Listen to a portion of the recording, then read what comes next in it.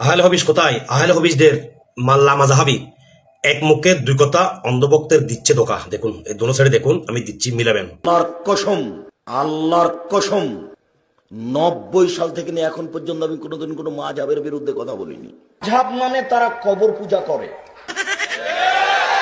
এইভাবে শিরক করে। আল্লাহ আলাইহিস সালামের বাপ মা জাহান্নামে যাবে, এটাই ঠিক। যে আমি কখন বললাম মুহাম্মদ সাল্লাল্লাহু আলাইহি সাল্লামের বাপ মা জাহান্নামে যাবে, আমি এইভাবে বলিনি। নাম নয়, কোনো মতের নাম নয় আহলে হাদিস, কোনো দলের নাম নয়, কোনো মতের নাম নয়। যাদেরকে মুক্তিপ্রাপ্ত দল বলে ঘোষণা করেছেন সেই দলটার নাম হচ্ছে আহলে হাদিস, সেই দলটার নাম হচ্ছে আহলে হাদিস।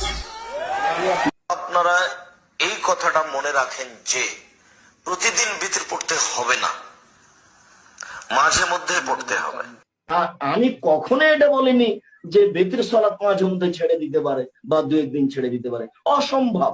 যদি কোনো জায়গাতে ঘটে গিয়ে থাকে তাহলে বুঝতে হবে আমি বুঝতে পারিনি, কখন বলে ফেলেছি। বালতি গাভীর পেশাবে গায়ের চাদরটি ভিজিয়ে নেন, গায়ের চাদরটি এক বালতি পানিতে পেশাবে ভিজিয়ে নেওয়ার পরে ওই চাদর গায়ে দিয়ে সালাত আদায় করেন, নামাজ পড়েন, কোনো সমস্যা নাই, নামাজ হবে। এই মানুষ এখন পেশাব ধরে তাতে কাপড় ভিজিয়ে সালাত আদায় করুক, এটা আমি বলতে চাইনি। যারা মাযহাব মানে তারা কবর পূজা করে,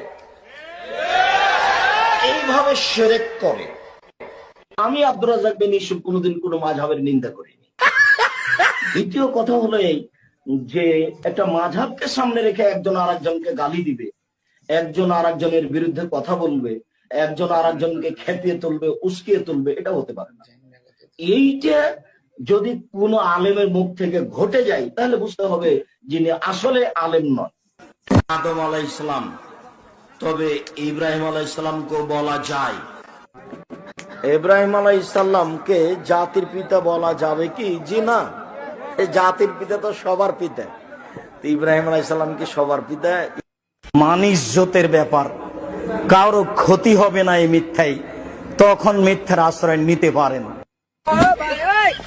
দেখছেন তো আপনারা, এগুলো দি একখান হতো হইম সুতুল্লাই নোবেল দিতে ডক্টর ইউনূস, কিন্তু মিথ্যে কথার লাই নোবেল দেওয়া লাগবে যে কারে? এই যে ইউসুফ বিন খাজ্জাব বিন ইউসুফরে একবার গ্যারান্টি। দেখছেন তো পুরো ভিডিও, যারা এই দাঁড়িয়ে লাগবে ফুয়াগ সেট ফান গর্গ লামা দাহাবি ইতে বাপ ডাকে খাজ্জাব বিন ইউসুফরে। তোরা বাজে কত যে বেদাত এবং মিথ্যকের ভিতরে যে ডুবে রয়েছে দেখছস, শুয়ের কাদা। হ্যাঁ, নাস্তিকের বাচ্চা।